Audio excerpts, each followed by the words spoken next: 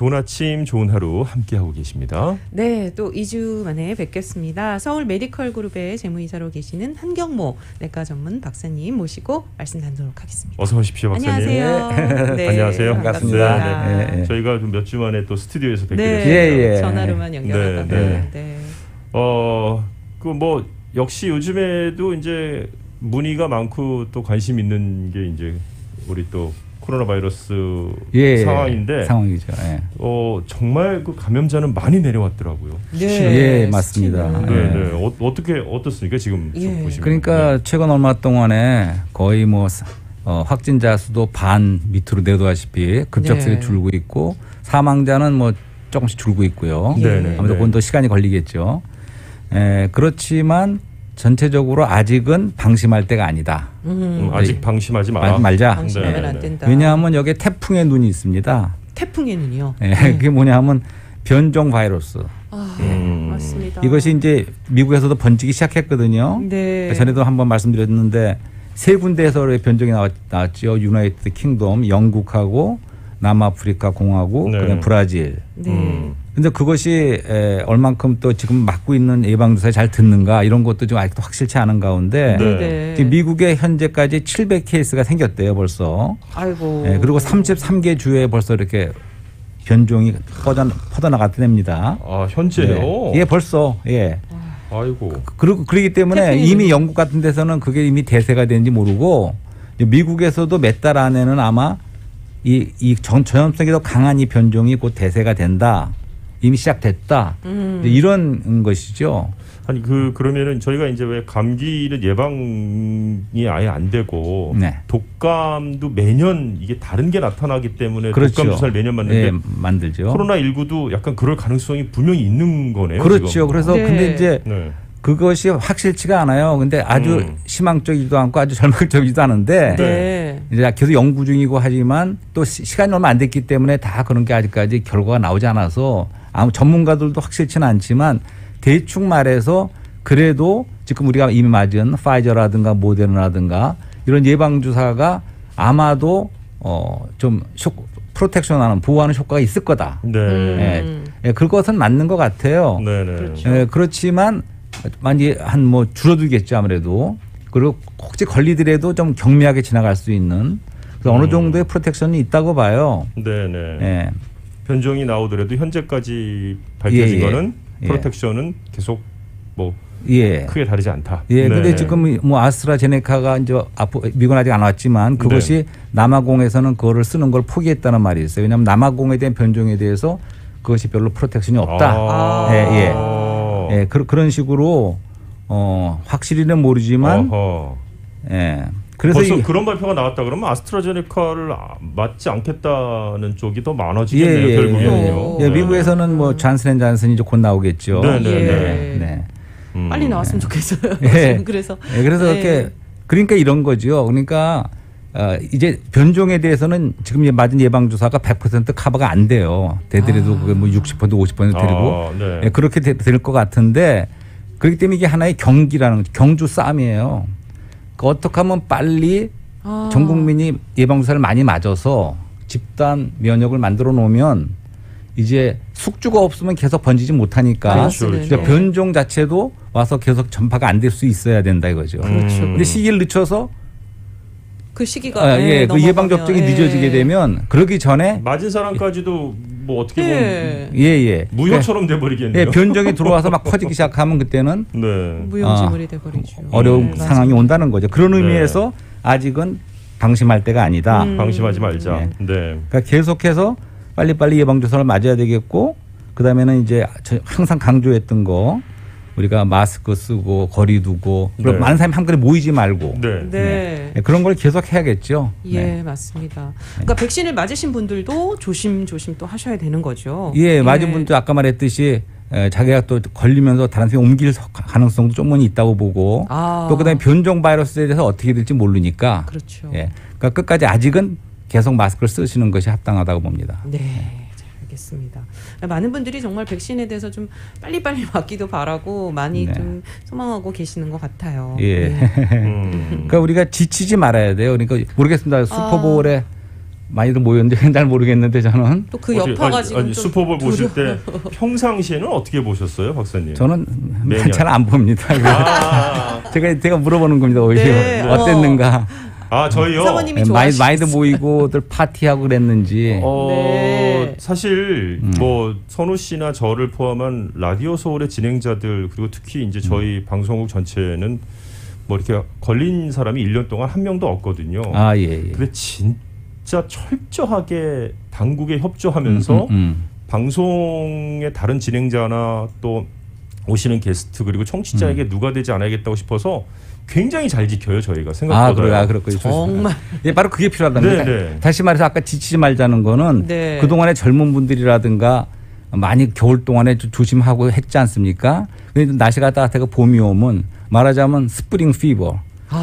봄에 이제 사람들이 이제는 좀 나가고 싶다 해갖고 이제 방심하고 할 적에 되면 어떻게 될지 모른다는 거예요. 노래 생각나네요. 예. 봄이 오면 산에들의 진달래 피고 이 노래 봄이 갑자기 이게 오면 생각나네요. 진짜 그러니까 아직은 방심하지 말고 네. 지치지 말고 조금 더 한 뭐 3, 4개월이라도 계속해서 우리가 조금만 더.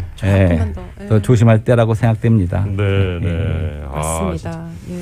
근데 이 예방 접종이 좀 박사님 말씀하신 대로 이게 뭐 경주처럼 이게 시간 싸움이라고 하셨는데 시간 싸움 맞아요. 시간 싸움입니다. 이번 주에 지금 LA 카운티 쪽은 1차 접종 지금 당분간 또 안 받아요. 이번 한 주 동안에. 그렇군요. 왜냐면 왜 그러냐면 1차를 맞으신 분들이 2차는 예약이 돼 있잖아요. 이미. 그렇죠. 네. 그분들 맞을 것도 지금 확실히 없는 거예요. 그러니까 그 2차 그 기간도 절대 길어지면 안 된다고 그러더라고요. 2차 그거 맞춰서 맞아요.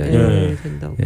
근데 좋아질 것 같아요. 근데 좀 우리가 여러 가지 시행착오를 거치면서 또 저희 와이프도 지난번에 2차 맞는데 첫 번째는 줄이 길었거든요. 그랬었죠. 두 번째는 길이 거의 없더라고요. 바로 가서 맞을 수가 있었어요. 이런 식으로. 그리고 앞으로 CBS에서도 이제 2월 11일부터인가 한다고 그렇게 나왔던데 하루 이틀 딜레이는 되는데요. 그러니까 그런 식으로 많은 곳에서 예약받고 하기 시작하면 점점 자리를 잡아가면서 그래서 지금 6월까지는 거의 다 미국 사람 원하는 사람 다 놀 줄 그런 계획을 잡고 있는 것 같아요. 그리고 몇 억의 그 백신도 확보했다 이렇게 나오고 있으니까 새 정부 들어서 아마 이 문제를 잘 하기를 기대하고.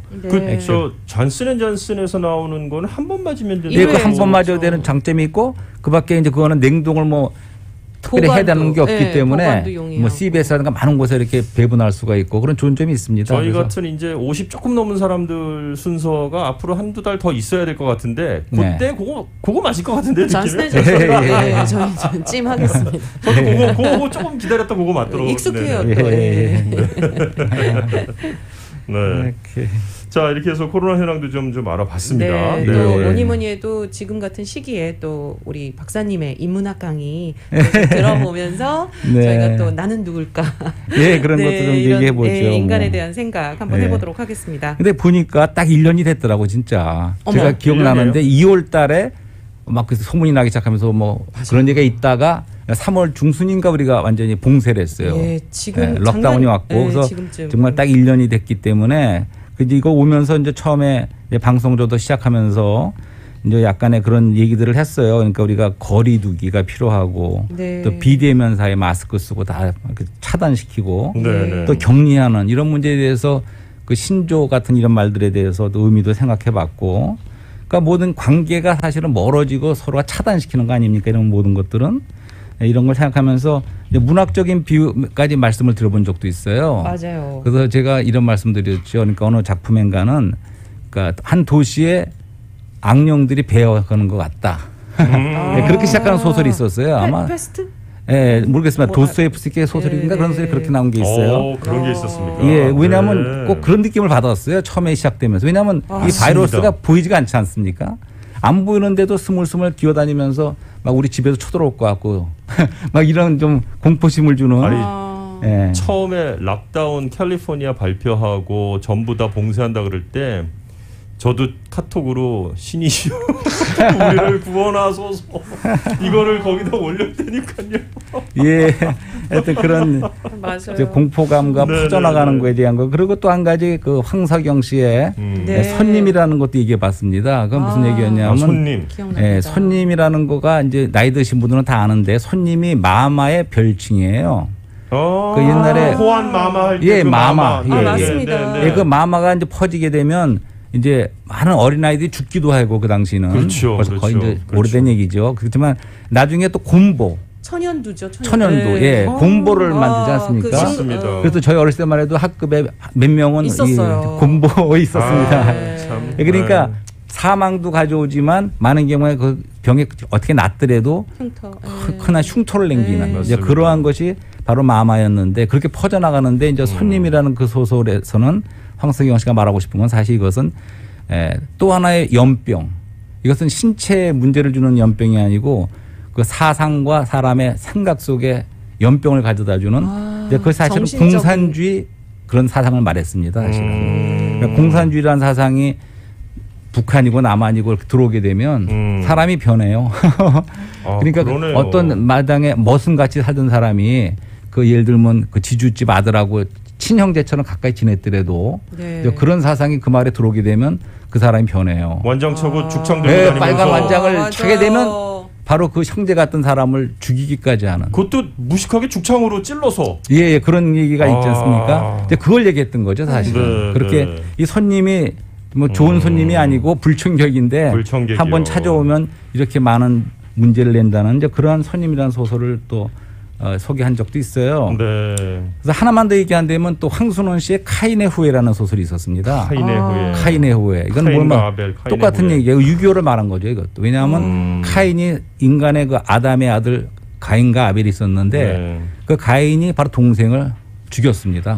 첫 번째 살인자예요. 맞아요. 아벨. 예, 마찬가지로 우리 한국에서 그 당시 1950년에 일어났던 유교는 사실은 동족 상장이라고 그러지 않습니까? 네. 형제끼리 서로 죽인 이제 그런 비참한 것을 이제 카인의 후예라는 소설도 있었어요. 참 6.25 예. 이것만 생각해도 열받아요. 가슴 아파요. 아니 저 패전국은 일본인데 왜 우리나라를 갈라요? 일본을 그러니까. 갈라서 위아래를 갈라서 먹든가 했어야지 왜 우리를 갈라? 이게 진짜 있을 수도 없는 일이었는데 예. 참 힘없는 민족의 서름이었죠. 당시엔. 그렇습니다. 네, 네. 그래서 이 모든 것이 이제 코로나 사태하고 맞물리면서 이제 그런 연상작용과 이제 그런 문학적인 것을 비유로 말씀드려보는 거죠. 그래서 이제 우리가 그동안 인문학을 얘기하고 있었는데 인문학이라는 거는 우리가 이 하늘과 땅에 한 사람이 서 있지 않습니까? 네. 그게 바로 나예요. 그러니까 하늘과 땅 아래 땅 위에 서 있는 한 사람. 네. 근데 그 사람은 진립 원인이라고 우리가 그러죠. 진립 원인. 그러니까 똑바로 서 다니는 거예요. 사람만큼. 직립보행. 예, 예. 네. 그냥 모든 짐승과 이것들은 이제 다 땅을 보고 다니지만 사람만큼은 서서 있다. 예, 그것은 사람은 땅에 살지만 뭔가 하늘을 바라볼 수 있는 좀 그렇게 만물의 영장이라고 할 수 있는 그런 면이 있다는 거죠. 예, 그래서 그동안에 인문학의 명제는 영원한 명제는 사람이 누군가 우리가 어떻게 이 땅에서 살 것인가 의미 있게 네. 예, 그다음에 아름다운 죽음으로 그래서 그것이 우리가 죽음이 벽인가 문인가 하는 그런 질문도 해봤습니다. 네. 또 이런 영원한 명제가 있고 또 지난 시간에는 우리가 그런 말씀도 드려봤어요. 그러니까 이 정신세계에서 인문학이 추구하는 거는 진서입니다.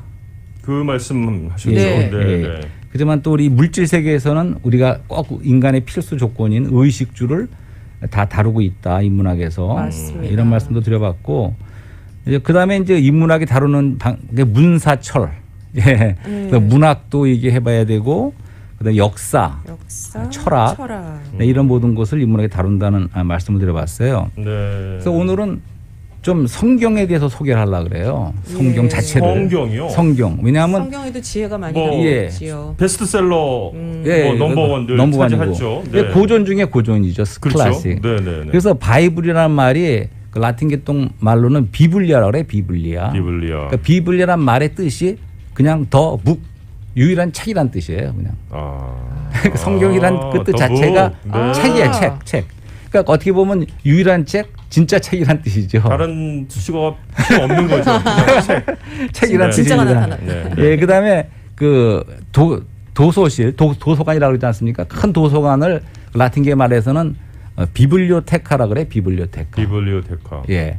그러니까 그냥 책방은 리브라리아, 리브로가 북이지만 책을 파는 거는 리브라리라고 그러지만 도서관을 비블리오테카라는 말이 바이블, 그러니까 비블리에서 나온 말이죠. 네, 이런 식으로 이 바이블이라는 말 자체가 그런 뜻이 있습니다. 네, 그래서 이 성경이 우리 알다시피 고전 중에 고전인데 사실은 성경 안에 아까 말씀드린 진선미와 의식주가 다 있다는 거죠. 네. 정신과 물질이 다 함께 모두 있다. 다 모든 그 인문학적인 우리의 탐구하는 그런 내용들이 다 성경 안에 있습니다. 네.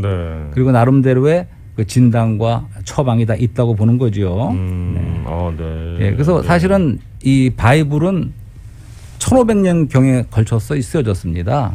그래서 구약에 37권인가 있고 신약에 26권이 있는데 이제 그 쓴 작가도 수십 명이 쓴 거죠. 그렇죠. 1500년에 걸쳐서. 그러네요. 근데 그 중에는 뭐 모세 같은 사람은 공주의 애굽의 공주의 아들 왕자 같은 계급이었죠.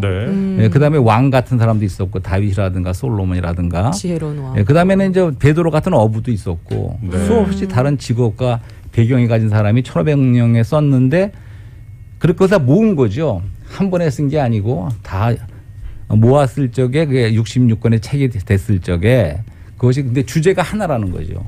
처음부터 끝까지 주제가 하나기 때문에 그렇기 때문에 이제 이 성경의 저자가 바로 하나님이라고 보는 거죠. 그래서 그건 하나님의 말씀이다. 인류에게 준 이제 클래식 중에 클래식이다. 이제 이렇게 보는 거죠. 그래서 그 진선미라고 할 적에 성경 안에는 그 진리가 있고 또 도덕, 선하다는 도덕도 있습니다. 그다음에 아름다움도 있죠. 미도. 그러니까 아름다운 자중 아름다운 이런 말씀도 있듯이 성경에는 또 아름다운 것도 있습니다. 그리고 의식주 우리가 입는 옷에 대한 얘기도 있고 그다음에 먹는 음식에 대한 얘기도 있고 사는 집에 대한 얘기도 있죠. 네. 그래서 그거는 이제 근데 사실은 성경에서 말하고 있는 의식주는 그 실제를 말하는 거죠. 그러니까 우리가 입는 옷이 우리가 전번에 옷은 자격을 준다 그러지 않습니까? 근데 참 옷의 실제는 무엇인가? 그것은 한자로 오를 의자. 발음은 같아요. 옷 의자가 아니라 오를 의. 그러니까 옷이 의미하는 바는 우리의 의라는 거죠. 그러니까 참다운 우리가 잔치에 참여할 수 있는 자격을 얻는 의는 무엇인가? 그것이 바로 옷이라는 거죠. 근데 음식도 음식의 실제. 우리가 참되고 영원히 우리에게 생명을 공급할 수 있는 음식을 말하고 또 집도 우리가 영원히 살 수 있는. 그러니까 제가 전에 한번 말씀드렸는데 노을수리지 지진 때 막 흔들리니까 이 땅 기초도 흔들리고 집도 무서워 들어갈 수가 없더라고요. 다시 말해서 우리의 참집은 이런 물질적인 집이 아니고 바로 하나님의 집. 이 하나님의 집이라고 할 적에 성경에서 말하는 하나님의 집은 하나님만 사시는 곳이 아니고 사람이 하나님과 함께 살고 하나님이 사람과 함께 사는 이것이 참다운 집이라는 이러한 모든 의식주에 대한 실제 의미도 다 포함되지요. 그래서 성경이 이렇게 우리에게 고전 중에 고전인 이런 말씀이라는 것을 한번 드려봤습니다. 오늘은 저 인문학 그 말씀을 하시면서 인문학이 이제 문학과 역사와 철학이 있는데 그 가운데 고전 중에 고전 성경에 대한 말씀을 함께 하시면서 서울 메디컬 그룹의 우리 한경모 박사님께서 또 인문학 강의 오늘 함께 해주고 계십니다. 좋은 아침 좋은 하루 함께하고 계십니다. 네, 서울 메디컬 그룹의 한경모 박사님과 이야기 나누고 있습니다. 자, 오늘 인문학 이야기 쭉 지금 나누고 있는 가운데에서요. 우리 그 성경 안에는 진선미와 의식주가 다 들어있고 그렇죠? 또 그런 말씀을 해주셨어요. 문학, 역사, 철학. 그렇죠. 맞습니다. 문학하면 그 성경에도 전에도 잠깐 언급했던 아가서라든가 시편, 욥기 이런 것이 다 시어로 쓰여진 문학 중에 문학이죠. 그런데 역사는 사실 성경적 자체는 그 역사책이라고 할 수 있습니다. 많은 그 이스라엘의 역사와 교회의 역사가 신구약에 걸쳐서 다 있는 그 역사책이라고 할 수 있는 책이고 이게 뭐 앞서 말씀하신 1500년 동안 만들어진 거라고 하니까 쓰여졌다니까. 그리고 또 철학도 물론 포함하죠. 우리 사람이 사는 이유는 무엇인가, 내가 누구인가 이런 모든 것을 철학적인 사변도 다 있는 거죠. 그래서 이제 계속해서 이 성경에서 보고 있는 그러면 우리 사람에 대한 내가 누구인가를 포함하여 우리 많은 문제들에 대한 그 진단과 처방이 어떤가를 생각해 보는 거죠. 그러니까 진단이라고 할 적에는 우리 내가 누구이며 그런 것에 대해서 어떻게 진단하느냐 이제 그걸 갖다 보는 거죠. 근데 이제 저 환자 중에 이런 환자분들이 있어요. 어떤 뭐냐면 이 내시경을 해야 되는데 무서워서 못 하겠다는 거예요. 내시경을 꼭 필요로 그럼 하는데 뭐 엑스레이도 마찬가지예요. 그 CT 촬영을 한번 해보자, 해봐야겠다. 그때 무서워서 못 하겠다는 전 그건 무섭습니다. 왜 무섭냐? 혹시 암일까봐. 코로나 검사 받기 겁나요? 포지티브 나올까 봐 이런. 예. 그러니까 그 진단 결과. 아니 그러니까 그 어떻게 진단을 빨리 해서 고칠 수 있으면 고쳐야 되는데 혹시 나올까 무서워서 검사 진단을 못 받겠다는 분들이 이것이 도대체 어떤 거예요? 많습니다. 이게 한면에 이해가 되지만 그것이 어떻게 보면 상당히 어리석은 거 아닌가 이런 말씀이죠. 그것처럼 우리가 누군지를 정확히 진단하는 거는 꼭 필요하다는 얘기죠. 그렇죠. 그래서 이게 빛에 비쳤을 적에 이제 우리가 드러나듯이 그러니까 의학에서도 진단도 빛으로 하고 방사선으로 치료도 빛으로 우리 암 치료도 방사선 치료가 있지 않습니까? 그렇죠. 그것처럼 우리가 먼저 이제 빛에 의해서 진단을 받아야 되는데 성경이 보여주고 있는 이 진단은 사실은 상당히 어둡습니다. 부정적이에요. 한마디로 말해서 죄와 사망과 어둠이라는 거죠. 자, 그러면 아까 우리가 철학에는 그런 게 있었어요. 선성설과 선악설이라는 게 있습니다. 그렇죠. 들어보셨을 거예요. 그러니까 과연 사람은 착한 건가 악한 건가 태어나기는 어떻게 태어나나. 근데 그런 데에 대한 계속의 논쟁이 있었는데 그거죠. 어떻게 생각하세요? 그러니까 아까 제가 말씀드린 거예요. 카인의 후예와 손님을 생각해 보자 이거죠. 그러니까 어린아이가 악하게 태어나서 그러니까 거짓말을 가르쳐주지 않아도 조금 있으면 어린아이가 거짓말을 합니다. 그리고 아까 그렇게 착해 보였던 그런 선량한 사람으로 보였던 사람이 공산주의 나쁜 사상이 오면 그렇게 카인의 후예로 바뀔 수가 있다는 거죠. 이게 저 흑백 논리로 딱 이거다라고 말하기는 애매하죠. 애매하죠. 그렇지만 이제 우리가 그런 걸 생각해 보면서 근데 최소한 성경에 보여주는 진단은 이렇게 우리가 병에 걸려 있고 우리가 치유가 필요하다는 것을 보여준다는 거죠. 근데 그렇지만 또 성경은 또 처방이 있습니다. 거기에 대한 실제 치료가 있어요. 그렇기 때문에 죄에 대해서 대칭되는 개념이 의죠. 의.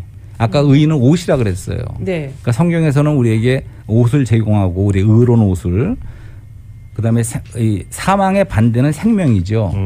생명을 또 말하고 있습니다. 근데 여기서 생명은 헬라 말로 조의 생명이라고 말씀드린 적이 있어요. 이거는 인간 생명이 아니고 영원한 생명. 파괴되지 않고 필요되지 않은 이런 영원한 생명을 말하고 있는 거죠. 그다음에 어둠에 대한 또 해결책으로서 빛을 말하고 있죠. 그것이 성경의 진단과 처방인데 이제 그동안의 인류 우리가 그동안의 그 역사 같은 것도 생각해 봤지 않습니까? 사상적인 변천. 그런 데서 많은 사실은 촛불과 햇불들이 있었어요. 그러니까 그리스의 철학의 그러한 빛과 소크라테스라든가 이런 사람들이 했던 많은 그런 좀 빛을 밝히기 위한 그런 것들이 있어 왔어요. 그래서 그리스의 철학이 있다 그러면 그다음에 이제 로마에는 정치가 있었죠. 정치가 있었고 그다음에 이제 중세 시대 때는 종교가 있었죠. 암흑 시대라고 그랬어요. 그렇지만 중세 시대 때를 어쨌든 그때는 종교가 있었습니다. 이걸 거치고 나서 르네상스라는 시기가 있지 않았습니까? 근데 그 르네상스는 상당히 흥미로운 것 같아요. 부흥기죠. 그 문예의 부흥기와 갖춰서 신대륙을 발견했고 또 종교개혁 이 세 가지가 함께 있으면서 이제 큰 변혁이 있었죠. 그 다음에 이제 계몽주의로 나갔고 계몽주의를 통해서 우리가 더 많은 빛과 지식이 생기면 더 좋아지지 않을까 한 거 있었죠. 그런데 거기에 이제 공산주의도 뜻은 좋았던 거죠. 굉장히 이상은 좋았죠. 모든 사람이 이제 자유와 평등 중에서 평등을 더 강조하면서 이제 그런 걸 꿈꿨던 거죠. 근데 결과는 비참하게 끝났지만 그랬기 때문에 그러고 나서 1차, 2차 대전을 거치면서 전번에 얘기했던 후기 근대주의 사상. 그것은 정말 평화를 많이 얘기하죠. 그러니까 우리가 혁명과 뭐 그런 큰 변혁을 얘기하지 말자는 거죠. 거기에 이제 뒤었어요, 완전히. 그 반작용으로 이제는 평화를 얘기하고 그래서 모르겠어요. 존 레논의 이매진 같은 노래도 다 그런 뜻이 있지 않나. 그 히피 운동 같은 것도 평화를 말하지 않습니까? 그렇죠. 그런 우리가 온 자리는 그런 데까지 와 있다고 봐요. 그래서 하여튼 근데 그런 가운데 많은 빛이 있었지만 우리가 참다운 빛이 어떤 것인가 하면서 이제 임오당이라는 분을 마지막으로 잠깐만 소개하려고 그래요. 임오당. 임오당이라는 곳이 20세기 초에 중국에서 태어난 아주 세계적인 석학이었죠. 그분은 특별히 동양학을 전공한 분이었던 걸로 알고 있어요. 임오당. 태어나기는 기독교 가정에 태어났지만 이제 그런 동양학을 하면서 완전 기독교적에서 회의적으로 돌아섰다가 말년에 이제 미국에 왔다가 다시 한번 또 그리스도교로 돌아간 그런 사람이에요. 그래서 이 사람이 나중에 이제 기독교 변증하는 그런 책도 많이 썼던 것 같아요. 나중에는. 워낙은 동양학의 석학이었죠. 네. 근데 그분이 이런 말을 했어요. 중국의 고사를 인용하면서 네. 어떤 왕이 진시황이 누군가 밤새도 연애를 하는 거예요. 파티 피포. 네, 파티 피포. 촛불을 켜놓고 밤새도록 이제 연애를 했어요. 연회. 연애를 했어요. 연애를 한다고 들었어요. 연회를 열었죠. 예, 연애를 네, 네. 궁합을 열어. 예, 그런 거죠. 예. 근데 이제 조금 있으니까 이제 새벽 미명은 사실 제일 어두운 시간인데 그러고 나서 태양이 떠오르기 시작했어요. 밤새 놀았네요. 밤새 놀았었죠. 그래서 그 왕이 일갈을 합니다. 그 일갈이 뭐였냐면 촛불을 꺼라. 태양이 떠오른다. 그 왕이 그렇게 황제가 선포를 한 거예요. 예, 그 말을 이모당이 한 거예요. 이거 예, 그동안 제가 촛불을 햇불을 많은 인류 가운데 많은 빛을 들었지만 그리고 파리가 빛의 도시라는 말도 한 적이 있습니다. 하지만 이제 이모당은 그렇게 얘기했다는 거죠. 촛불을 꺼라. 태양이 떠오른다. 네.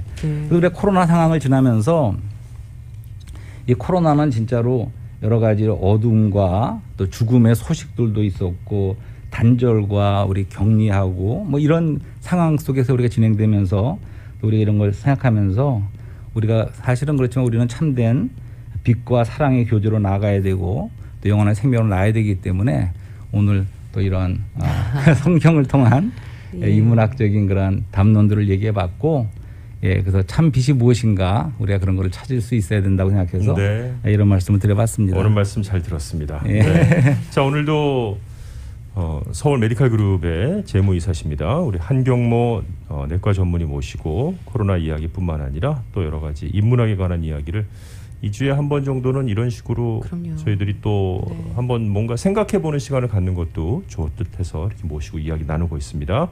자, 오늘도 이렇게 시간 직접 또 스튜디오 찾아주셔서 대단히 감사드립니다. 귀한 시간 감사합니다. 직접 오니까 좋습니다. 2주 뒤에는 저희가 이제 텍스 세미나를 해요. 2주 뒤에는. 그래서 시간을 좀 조절해서 또 모시도록 하겠습니다.